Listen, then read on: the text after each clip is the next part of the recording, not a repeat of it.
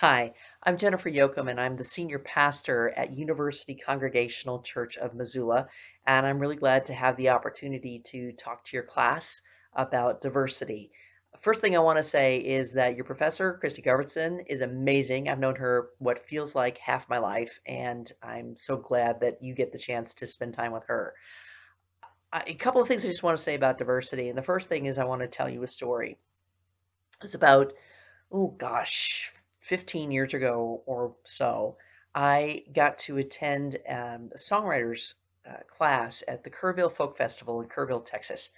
And I had signed up for the class not knowing very much about that folk festival, but I was told that I could camp there for the week of the festival and for the 3 days or so of the songwriting class. And I had this idea in my mind of what camping looked like from having camped in Oregon and over the Pacific Northwest. And so I brought my tent, my sleeping bag, and figured this would be the easiest thing to do, would be to find a place to pitch my tent and enjoy the festival and the class. But when I got there, all of the tents were clustered so close to each other, you couldn't even walk between them. There was no open space. There were no individually marked tent campsites. There was just bubbles of nylon all over the area. And for the first time, began to feel a little concerned, a little scared because I'm lesbian, and there I was in the middle of Texas, and I wasn't really quite sure how this was going to go. And I drove around the whole campground area maybe 3 times, just getting more and more anxious and afraid and worried about my welcome and worried about where the heck I was going to pitch my tent. Until in the middle of this campground area, I saw one of these. I saw a rainbow flag that had been put on an honest to God flagpole in the middle of this campground. And so I parked my car and I walked up to these women who were at the tent, and I said, "Excuse me, y'all, you got a friendly looking campsite here. I was wondering if you could tell me where I could pitch my tent." And they told me they had about a 6 foot square area right behind that where they had set up, and they invited me to pitch my tent there, and I immediately felt at home. I wanted to tell you that story because coming from a minority community, going into a place where you don't know what your welcome is, you don't know how people are going to respond, it's scary. And the first thing that I want to do in any place where I have a role in creating an environment is to make sure that it's welcoming. And part of that is having symbols of welcome, using language of welcome. It's very something I've become really conscious of in the last couple of years. I have a grandson who's transgender, so I try not to use language that is exclusive around gender orientation. Uh, one of the things that my colleagues tend to do is introduce themselves with their pronouns. So I would say, "Hi, my name is Jennifer. My pronouns are she, hers." And that gives people who are non binary or transgender or choosing to identify outside of traditional gender norms the ability to use the pronoun they and them if they so choose. I try not to use language that is limited to the idea of brothers or sisters. I talk about siblings. So there's an intentionality about use of language that is inclusionary and that is broadly welcoming. But it has to be authentic. It has to be true. It has to be not co-optive of another's experience, trying to, as the Democratic candidates recently did, trying to speak tortured, awkward Spanish if you don't speak Spanish is not necessarily the way I want to approach things.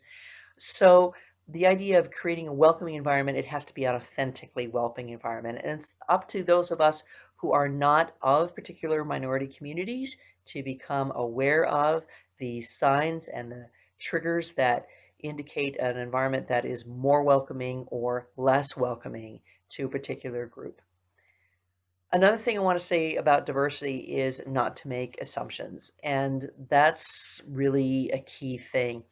I hear a lot of people of my age and my generation talking about millennials as though the millennial was a monolithic kind of term, or people from an even earlier generation and using monolithic terms. I have a couple of people on my staff who qualify for that terminology of being millennial. And instead of adhering to characteristics or stereotypes of being slackers, they're some of the hardest working people I know. And I would not want to make an assumption about a generation that was in front of me or behind me as being more or less capable in any context. I have folks in my congregation who are very technologically savvy and are in their 70s and 80s. And I have people that I worked with in their 30s who don't have technological savvy at all. So trying to make broad generalizations about groups of people and applying them and then being disappointed when they don't meet those kinds of stereotypes is really unhelpful. So I guess the last thing that I would say about diversity in general is, along with the idea of being intentionally and authentically welcoming in terms of signage, in terms of language, and along with not generalizing or using stereotypes to determine how a person is going to act or not going to act. The third thing I want to say about diversity is the real, it sounds like a trope, I know, but the real blessing of diversity is that different ideas, different opinions, different life experiences, different life goals, different life hacks are all really essential in creating an environment that is going to be as highly productive as possible.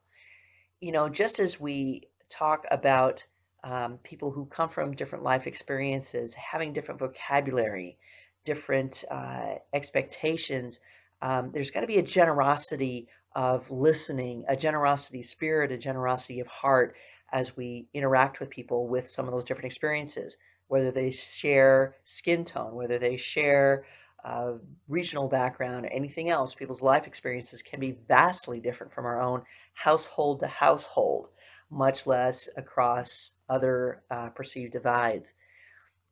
But the strength of any organization that I've been a part of has been the ones that really capitalized on those experiences and invited people to be authentic and be vulnerable and to be true with those experiences, and then that helps the organization overall.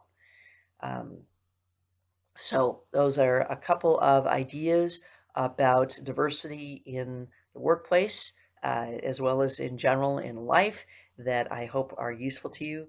Authenticity, intentionality, studying to know about different experiences, um, and valuing a diverse group of people for what they bring and not making assumptions up front. That's what I hope will be useful to you, and good luck.